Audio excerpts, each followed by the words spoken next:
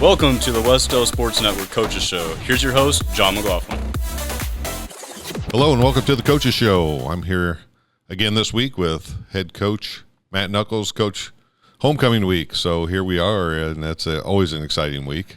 Oh yeah, exciting week in a lot of different ways. A lot of stuff going on during the week here at school, but with our players, just trying to make sure we're staying focused on what this whole week's about, and it's that football game Friday night.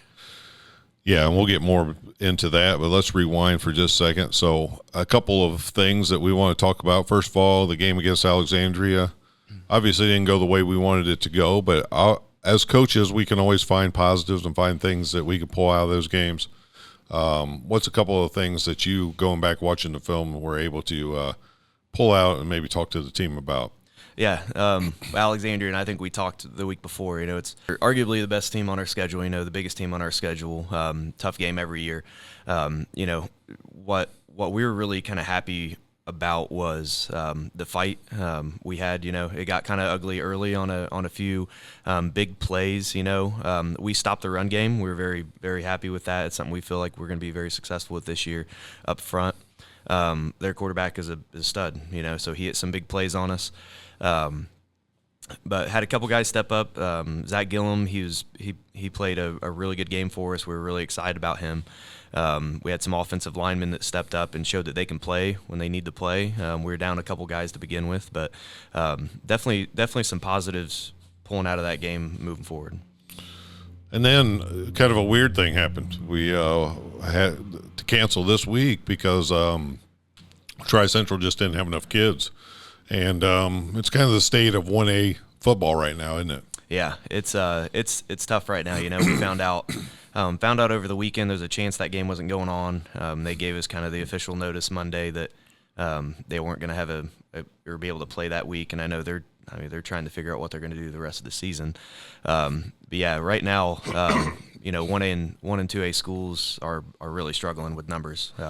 It's interesting if you start looking at our JV schedule. We're playing, one team twice. We're playing some bigger schools. We played Muncie Central and LaPel last year. Some games that we would never think about picking up in varsity, but we're fortunate enough to have a JV, and those kids need to play too.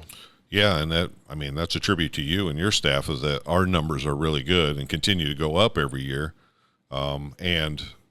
We're seeing across the board in a lot of sports, not just in football, but especially in some cases, our football schools around here are just struggling to get enough to even field a team or week to week. And that really becomes a problem when you're starting to try to set up your schedule. And I know that even though we didn't have that game last week and we had to cancel, we're able to pick up a game later. So it's still going to be the same amount of games right now. We are able to pick up a game, a week 5 opponent. Is that correct? Yep.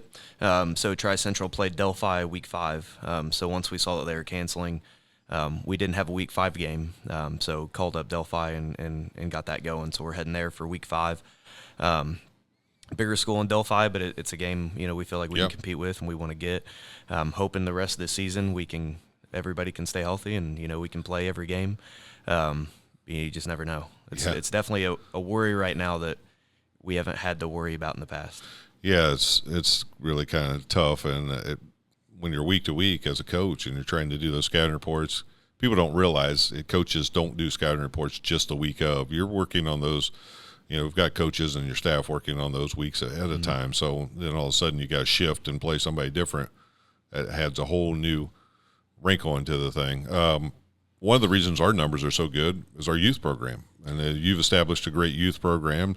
We did that in basketball years ago, and now you're doing that in football. And I think it just continues to help our numbers grow, and it's making your program better. Yeah, very, very happy with our youth program and what we've been able to do there. So Coach Austin Skaggs, he's our special teams coordinator, works our O&D line at the varsity, took over as our youth coordinator this year, and has been doing some really good stuff with them. 3rd and 4th grade team's undefeated right now. 5th and 6th grade had a really tough start to the schedule. They'll get rolling here soon. They had a really good season last year. And our flag pre-K to 2nd grade game start Wednesday. It's a lot of fun too to go out there and watch those guys.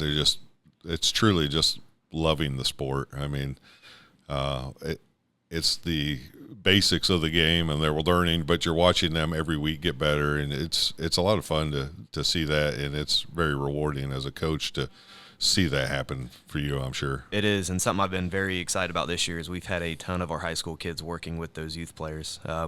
We have a couple of our high school guys that are coaching our flag teams, and then they've been at every one of our tackle practices, 8 to 10 guys working with our youth coaches, working with our young kids, and those young kids eat that up when they see a varsity player out there working with them on drills that we do every day. They also, the coaches, the kids in your high school program realize it's not that easy to coach. Yeah, it's one of the nice. They sometimes have a little bit more of respect for coaches, as they're like. And then I would always look at them and say, "What do you think we think about every day? This is the same thing we're trying to do with you. You have to do this 2 days a week. We do it 6. That's right. No, but they're doing a really good job with it. Just that it's a lot of good positives there with our youth. Great week this week for homecoming. I mean, nobody does it like we do. Here at Wes-Del, it's just a lot of excitement. Everything's building and building towards that most important thing of the week, which is the football game on Friday night. Fort Wayne Blackhawk coming in. Tell us a little bit about Fort Wayne Blackhawk and what we could expect to see from them. Yeah, they're a team. They've started a high school football team a handful of years ago, so fairly new to high school football. A team we've scrimmaged it for a couple years now, but we feel like it's a good matchup with us. We really like our ability to be just physical up front. They have a couple really good athletes. Their tailback, their wide receiver, really good athletes. A couple of the better guys we'll see this season. But we really think the physicality piece can be something that we win at, and something that allows us to be successful Friday. Well, enjoy this week. I know it's a crazy week, but I think it's just a lot of fun. These are the memories that kids will have. Oh, yeah. I mean, these homecoming memories are awesome. I know we have the dance on Saturday that, all the kids get to go to afterwards, and the game itself, obviously, it will be a great crowd. It always is. There'll be a lot of people there. We've got the parade and all the good stuff that come along with homecoming. So good luck this week. Take care of business on Friday night. I know that's your main focus, and try to enjoy this week as it goes along. Yeah, appreciate it. Thank you, and we'll see you next week on the Coaches Show.